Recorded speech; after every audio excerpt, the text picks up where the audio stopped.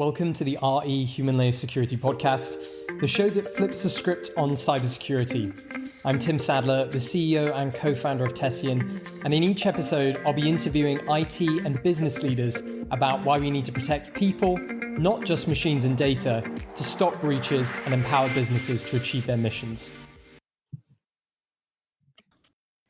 Hi, everyone, and welcome back to the RE Human Layer Security podcast. You may have realized that we've been away for a few weeks, but I'm so pleased to say that we're back and starting the show up again with a brilliant guest for you today.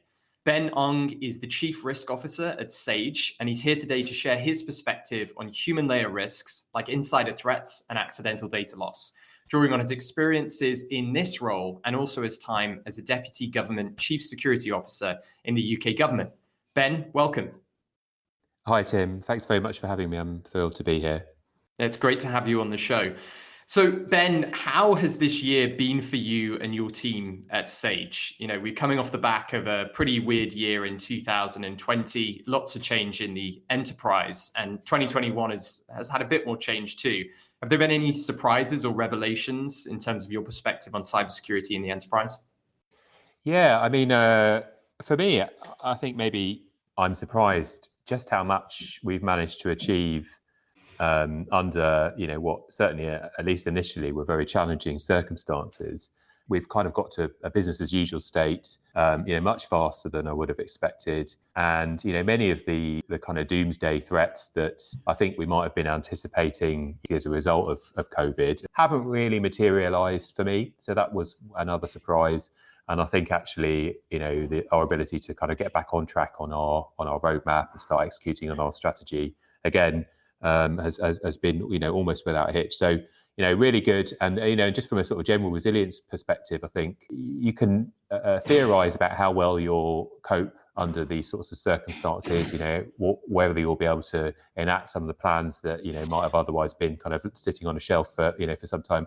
And again, I think just by trusting people to kind of get on with it, understanding, having a clear understanding what the objective is, I think, people have just managed to get things sorted, and we're in really great shape as a business and as a team. And Ben, you mentioned about how the threats you expected to see, or those events that you were maybe preparing for, didn't actually materialize. Just be interested to understand what were you expecting, or what were you getting ready for? Yeah, I mean, you'll recall, Tim, there was a lot of commentary, at the start of the pandemic about, nefarious actors using the panic and confusion to exploit, businesses that might have had their eyes elsewhere or their attention elsewhere. I mean, certainly that happened. We all saw upticks in phishing, and tools like Tessian. If I'm going to give you a plug, we're really sort of fundamental in helping us protect ourselves. But actually, I think we were able to fall back on a lot of our existing controls. We didn't actually change a great deal. And I think if you weren't in kind of some of the very targeted sectors, say, for example, pharma or healthcare or whatever, then I think it wasn't nearly as bad as people made out it could be. I think equally, in Sage, we were in a fortunate position as we're a cloud business. We have a cloud first kind of philosophy around our technology. And so, the ease at which we could move our services, even our call centers to a home working scenario, greatly helped us. I can appreciate that other businesses, may have had to accept, significantly more risk to keep their operations going. But at Sage, because we're kind of, very well technologically enabled, it wasn't such a problem. I mean, there were highlight a few areas. So, for example, we have a security operations center, SOC, like many big companies, and that is and has been, historically a room full of big screens and people on shift work, kind of monitoring our environments and so on, and moving all of that to a home working scenario without some of the specialist kit that we have in situ in the buildings and so on. We did think might create risk for us, that we might miss attacks or incidents that we would have otherwise picked up. But, as it turned out, I think the team did a fantastic job. And again, if you rely on your people they know what their jobs are, they know what they need in order to perform them. And if you don't overcomplicate it and give people the kind of latitude and license to make things work in a different sort of scenario, then they, generally will do. And I wanted to get your thoughts on a particular risk that I know is very close to your heart, and you've worked on this at your time in government and also at Sage, and that's insider threats. And maybe before we dive in here, Ben, could you share a bit more on your background and particularly how you've been focused on insider threats through your career? Yeah, absolutely. So I most of my career in government or generally has been in information security or computer security or cybersecurity, depending on the sort of the point in time and what terminology was sort of de rigueur at the time. But when I joined the Cabinet Office in 2012, I joined something called the National Security Secretariat.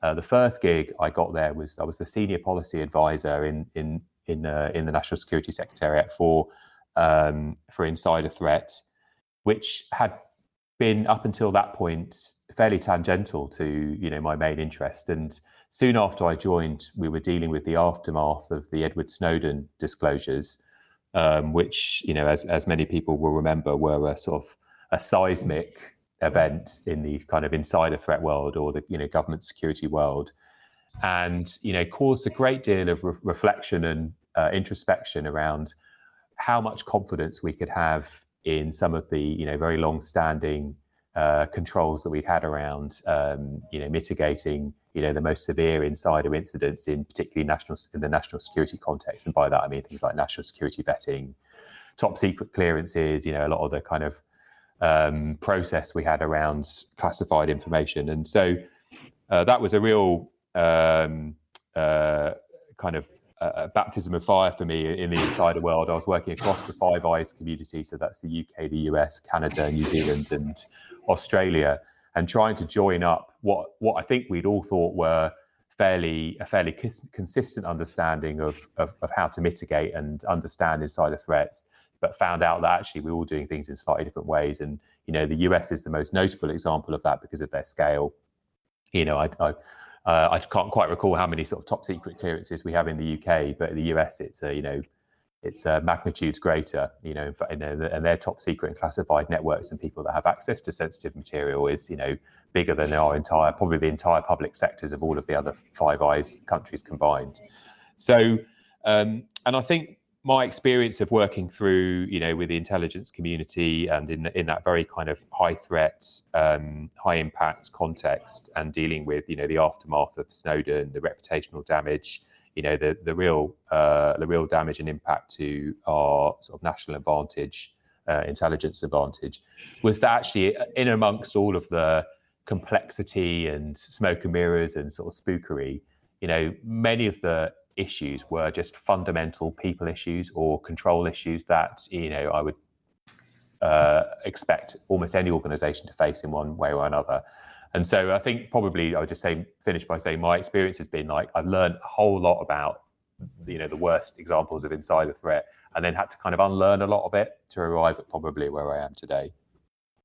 And according to stats, insider threats have reportedly risen, I think it's about almost 50% in the past 2 years. Why do you think it's such a challenging problem to solve? You mentioned the people issues or the control issues. Do you think that plays into the overall risk here and why there is a rise in insider threats? I think we overcomplicate it. I think it would be my sort of summary or my headline. I think we overcomplicate it. We don't think holistically enough about the interventions we can make in the the life cycle of an individual or an insider incident that might reduce both the opportunity and the impact. And I think we often put too much emphasis on, say, hard technical controls. So we lock systems down so they become unusable and people just find ways to circumvent them. Or things like national security vetting, where we assume a point in time check. In the case of developer vetting, the top secret level, every 8 years is a suitable or appropriate time frame at which to sort of test whether someone is still loyal or reliable or has integrity. And so I think we just put too many eggs in one basket, and we don't think about all of the little things that we can do, which in aggregate or cumulatively support us. And the other thing I'd say is that even more than cybersecurity, as an area of risk, it's it's too populated with anecdote and an absence of real data, and it's too driven, I think, by some of the worst case scenarios rather than the more everyday, which I think are often, the starting point for even, the more severe events that happen later down the line. So I think, in a way, it probably just needs to be simpler and a bit more boring as an issue, and I think we'd probably get greater success. I find this point really interesting. Trying to avoid that worst case scenario, or so much, I think, of what companies do is influenced by what's in the headlines, or the kind of fear-induced, the fear that's induced by the risk of a cyber attack or a cyber threat, rather than the actual reality of it impacting your business. I think that's what you're saying as well. How do we take steps towards that, more data-driven approach in the enterprise? And what's your advice to people who are working in security and listening to this, and who may agree that they find themselves swayed by those headlines, or swayed by that kind of fear factor, versus actually looking at the data and the underlying statistics or likelihood of what they need to be focused on, or what might impact their company? I'd say, actually, I would use slightly different terminology than swayed. I'd say seduced by it. And I think, as security professionals, we sometimes have quite thankless roles in an organization, and actually bringing a bit of excitement and interest, whether that's a sort of a state threat, or a complex and serious insider event, is an interesting part of the job, and sometimes adds a bit of kind of mythology and interest. I think the point is that the most effective interventions are often the most boring and the most mundane. And by that I mean things like, if you look across all of the most severe insider incidents of the last X years, including people like Edward Snowden and some of the other high profile kind of intelligence-led issues, effective line management would have been probably one of the key mitigations. Effective line management, good pastoral care, good understanding of employee well-being, good performance processes, performance management processes, basic controls around access control, basic controls around audit and monitoring. And I think, because these things have existed for such a long time, or we don't associate them with insider risks in the way that we might do, then they're either overlooked, they've degraded, they're boring, they don't attract investment in the way that maybe other things do. And so I think the goal really is to bank all of that stuff, get those foundational steps in place, and then I think really complement and augment them with some of the specialist tooling that's available on the market, like Tessian, where you can say, okay, well, I've got confidence in some of these fundamentals, and now I want to take that step and actually really understand my enterprise and what's happening in and out of it in a much more sophisticated way. And insider threat, one of the challenges is always these controls, or this work that we need to do, it impacts people and their ability to do their work or do their job. In your experience, are there particular channels that are more challenging to secure within the insider threat realm than others? I think it's often where people legitimately have some kind of access or function within an organization that can be misused without it really creating any ripples. And I think particularly in a digitally and technologically enabled world, how we think about administrators or people with escalated privileges in an enterprise, like Edward Snowden, developers and software engineers, or whatever it is, HR professionals, I think, or finance professionals. I think it's these people or these roles where someone having a bad day could make all the difference. They don't have to do anything particularly clever in order to access and exfiltrate or do something, compromise a system or data.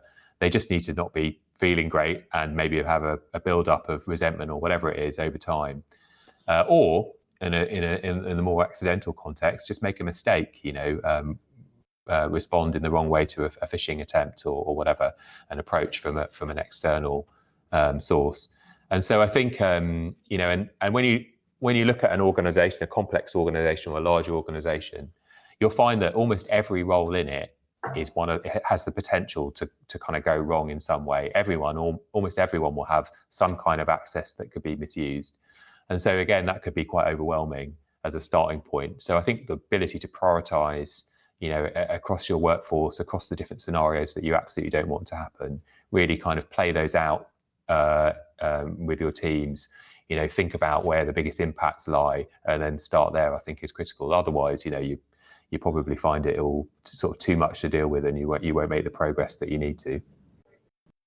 Now, something that you and I have spoken a lot about, Ben, within insider threat is data loss prevention. And again, I know this is a topic close to your heart. So much of insider threat is about helping organizations keep the sensitive data that they hold secure and confidential. What role do you think DLP plays in insider threat management? I think it can play an important role. I've yet to see a sort of panacea or silver bullet technology. And I think, again, what we found is we've over-relied on it as the predominant mitigation rather than attacking or dealing with some of the other more fundamental kind of people issues at play. And so I think as one intervention in a holistic response or approach to insider issues or risks, it can be very, very effective. I'd say as well that DLP technology has been around a long time, and the earlier iterations of it weren't suitable or useful, I think, for many organizations outside of very heavily controlled or regulated organizations. So, for example, in financial services or banking or government or something, where you actually historically certainly had locked down the ability of users to do much anyway. So then putting an additional control around the channels and paths the few channels and paths that you knew actually still existed. So that could be internet browsing or email or something like that. You could do so with quite a lot of confidence because you'd locked down USB. You had controls around the ability for people to move information in and out of systems. But we don't live in that world anymore. I remember in government when we finally opened up social media and webmail to people from their government computers. I mean, you would have thought the sky was about to fall in. The language that people were using, like it was the end of the world. That all bets are off, and actually it misunderstood that fundamentally, most people aren't going to do the wrong thing. Most people want to do the right thing, and we found that had this bonkers situation where even in quite sensitive areas of government, you'd have people working on systems that were completely locked down, but they'd be sitting there with their smartphone, with the World Wide Web in their pocket, with access to all of those things. And the ability for them to type out a classified email or something like that on their Hotmail or webmail, was very straightforward, but they weren't doing it. So, granting them access might incrementally increase the risk, but wasn't going to necessarily create a huge problem. So I think when DLP came about, it was in that context, and the context is different now. And I think in many cases, DLP technology and tooling hasn't shifted according to the current context. And I think there's a massive gap for that kind of technology in the modern context, in the working from home context. As part of a suite of interventions that each reduce the risk but don't seek to solve the whole risk. So I think there probably are all sorts of sort of potential opportunities in that space. I read recently that nearly half of organizations find it impossible or very difficult to prevent an insider attack at the early stages of the kill chain. And many organizations are not going to realize that an event has taken place until it's actually occurred. And I think it comes back to this point, you've mentioned it a number of times, people before technology, or this idea that actually the risk fundamentally begins when people are, could be disenfranchised, could be, in situations where they're being poorly managed or there's a grievance. Do you think that plays a role in being able to get ahead of actually predicting and getting ahead of insider threats that take place rather than finding out about them when they've already happened? Yeah, absolutely. And we don't capture that data, so we don't know how far up the kill chain or early in the kill chain we are having an effect, because we don't record it, or we don't seek to. And I think I said, despite what I said about anecdotes being the kind of fuel for this area, I mean I've been involved in a number of cases where effective line management, sort of strong sense of culture and values in an organization have nipped potential incidents in the bud before they became, maybe not quite at the Snowden level, but in that ballpark. And but we don't chalk those up. We don't, as wins. We don't try and learn from them or seek to leverage them elsewhere. We just kind of take them for granted almost. And I'm not sure there is a way of doing that. But I think in an organisation like Sage, where there's a very strong sense of values and purpose and a mission, much as you find in government as well, then actually you probably are mitigating potential insider issues every minute, every day, every hour, whatever, all the time, and you just don't know about it. And the ones that bubble up and get you are the ones, almost the exception to the rule. And I do think that it's really important to keep that in mind, because otherwise, again, it can be overwhelming as a problem. There have been a number of incidents in the news reporting how cybercriminals are targeting these disgruntled employees to assist in malicious activity. So things like launching ransomware attacks on the organization, or deploying malware.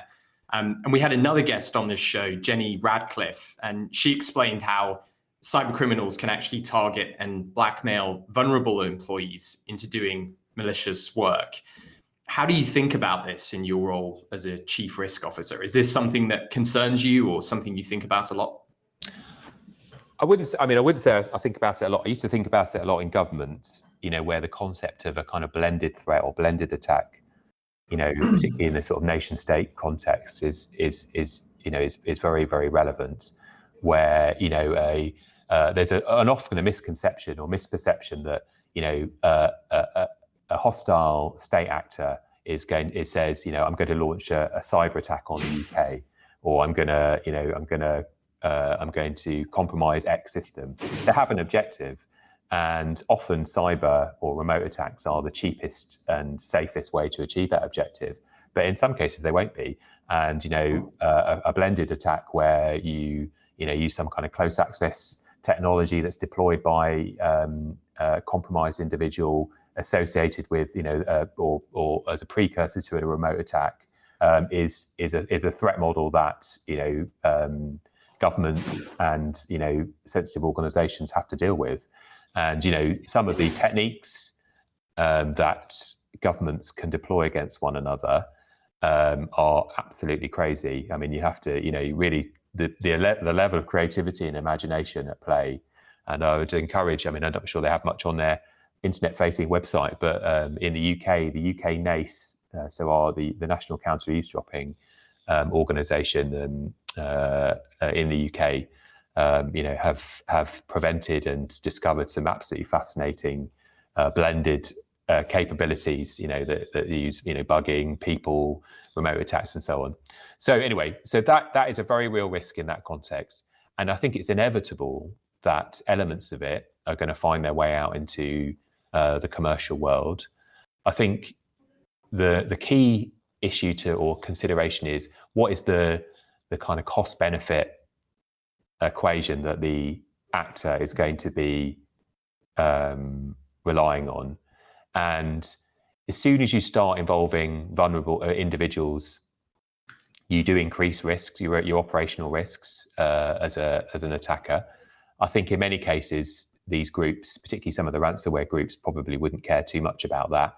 But whether or not it's then, they get the level of payoff they need from the amount of effort they put in, and I guess in many cases they would. And if you just look at in a more of a sort of social context, how teenagers and children can be blackmailed, by people on the other side of the world, then there's no reason why someone seeking monetary gain through a ransomware attack or similar wouldn't do the same. I haven't seen any huge amount of evidence that it's happening at any real scale. But I think, again, having people in your organization, like we try and achieve at Sage, who will report early. There's a sort of no consequence reporting rule in Sage and in many organizations where we just want to know. And then I think it's probably one of the most effective mitigations to that. And actually, the last thing I'll say on that is, even in the sort of national security context, people often presume that things like top secret clearances or whatever are trying to be give you any kind of absolute assurance around an individual. Ultimately, what we seek to do in all of these contexts is risk manage a situation. And if that means someone says, in their vetting interview that I like to do, X, Y, Z on a Thursday night, but no one in my family or friendship group knows about it, but I'm telling you. And then, 6 months later, they go back to their vetting officer and they say, that thing I told you that I like to do on a Thursday that no one else knows about. Well, someone approached me in a pub and said they would have photos of me doing it or whatever. This is how we manage these situations, is by knowing about them, by having early sight or visibility of potential problems and then trying to get ahead of them. And oftentimes, incidents of insider threat are actually completely unintentional or accidental, but can still be damaging. In your opinion, what can organizations do to mitigate some of these threats? Because some of this is really hard. We don't intend to make mistakes. Everyone would say that if they could eradicate the ability for themselves to make mistakes or inadvertent human error, they would. But it's easier said than done. And we know that they happen. It's why we wear seatbelts in our cars. Where does trust or zero trust play into this? I think we have to accept that, to your earlier point around the sort of increase in insider incidents, a contributing factor to that increase is probably the increased visibility that we have. And, one of the takeaways, most kind of memorable takeaways of deploying Tessian into Sage is that you get to see all of those mistakes that are happening, which would otherwise just kind of fly under the radar. And it's true that most of them, are fairly inconsequential, misaddressed emails and so on. They don't necessarily lead to a regulatory breach or a data breach. And people make mistakes. And I think you have to have some, again, it's using risk management. You have to have some tolerance that that's just going to be happening in a large organization. I think you can also put in place controls, even frictionless or fairly invisible controls, which minimize the opportunity for those mistakes to either happen or hurt you. And those are really important.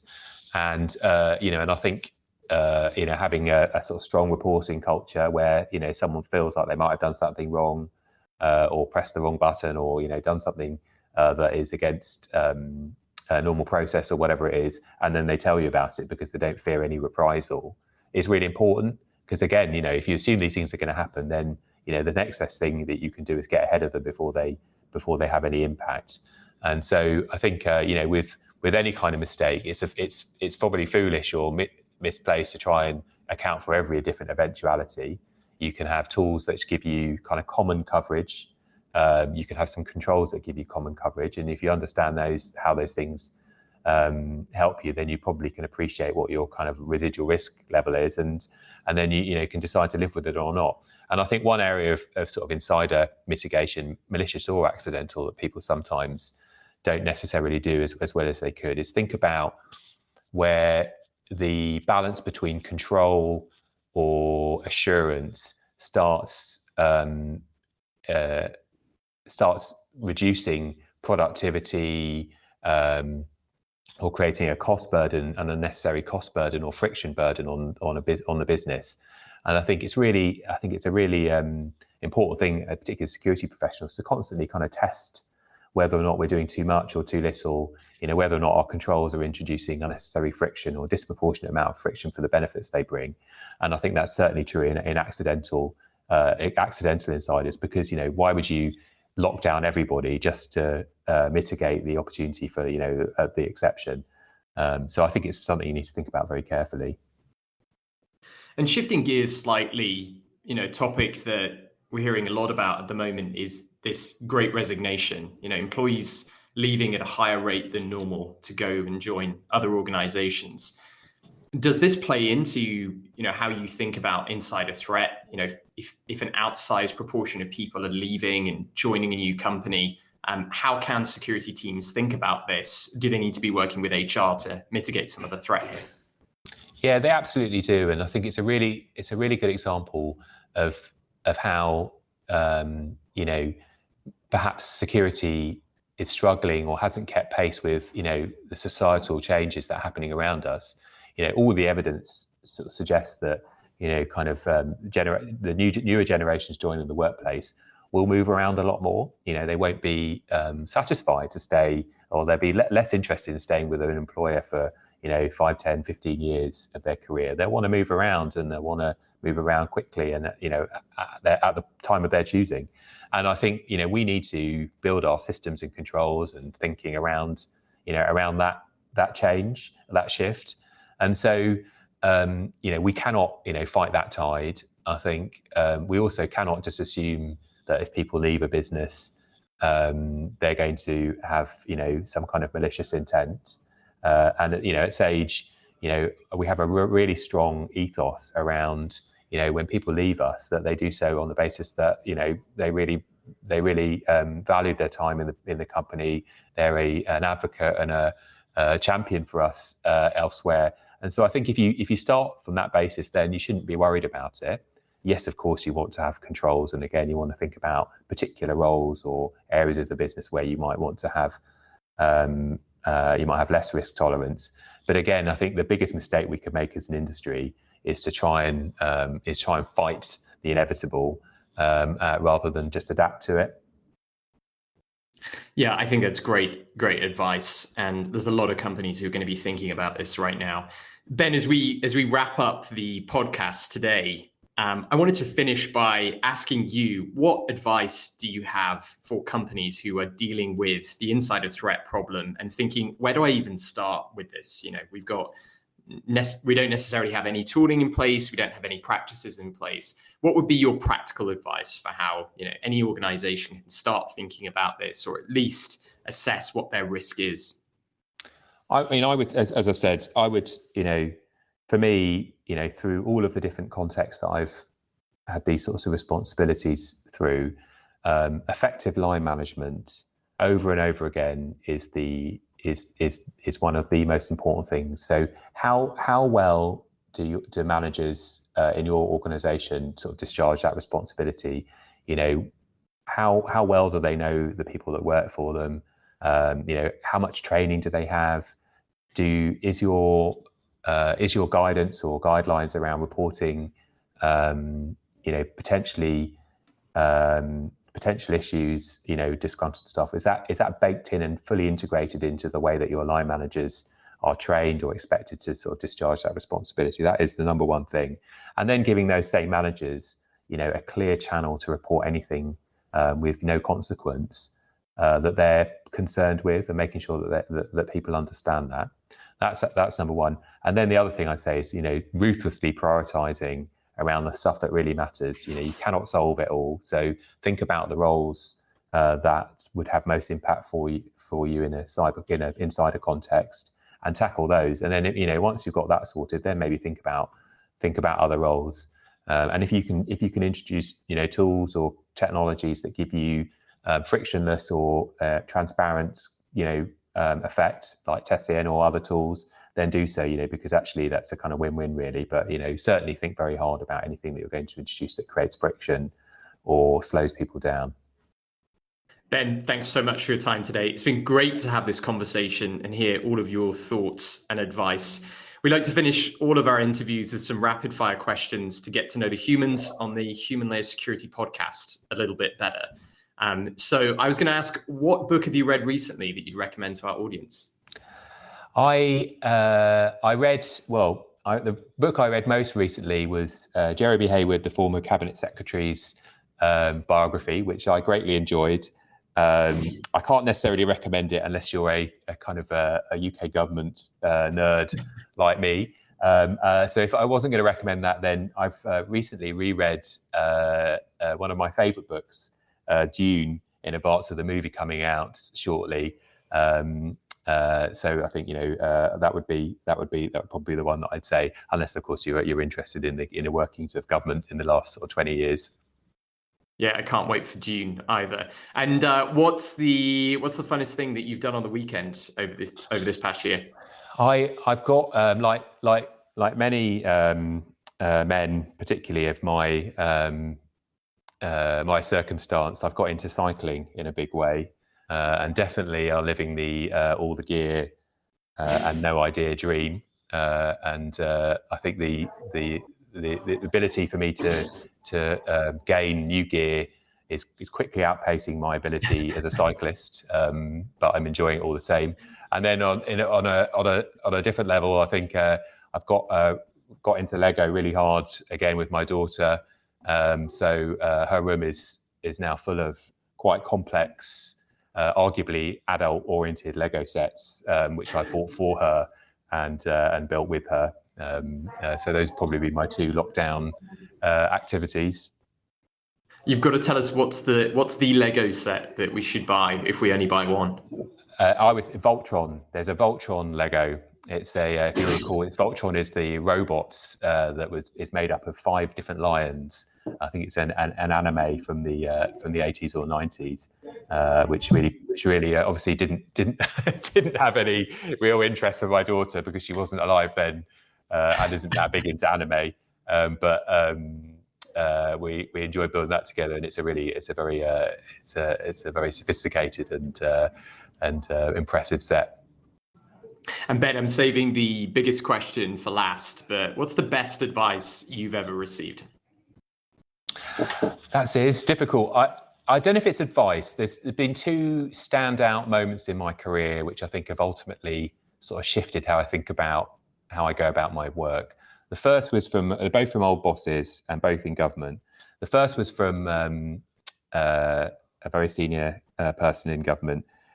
I was just recently promoted to the senior civil service, and he said to me, I went to have like an intro chat with him. I didn't really know him that well. And after the intro chat, he said to me, Ben, the thing I like most about you is that you agree with everything I say. And he obviously had there was obviously a sort of not very well hidden message in there, but it really caused me to reflect on my ability to sort of speak truth and be real about what I thought, even in front of people that I was maybe a bit intimidated by. And then the other thing is, again, on a more practical note, which again really changed how I work. Another boss who I'd submitted a report to, he gave it back to me we're in a meeting. He just slid it back over the desk to me, said, Ben, I haven't read this because there are grammatical errors in it, and I don't know if you thought it was my job to find them and fix them for you, but I'm not going to do that. And I don't think I've ever put a paper in to anyone now since then that I didn't think was perfect. So again, certainly a sort of something that changed how I thought about my work. Probably both a bit boring, but definitely had an impact on me. Both great pieces of advice. Ben, thank you so much again. It's been great to have you on the show. Brilliant. Thanks, Tim. And that just leaves me to say thank you very much for listening. We'll be back with more human layer security insights in our next episode. But if you can't wait that long, you can visit our blog at tessian.com/blog, where you'll find lots of amazing content, advice, and tips. And if you enjoyed our show, please rate and review it on Apple, Spotify, Google Play, or wherever you get your podcasts.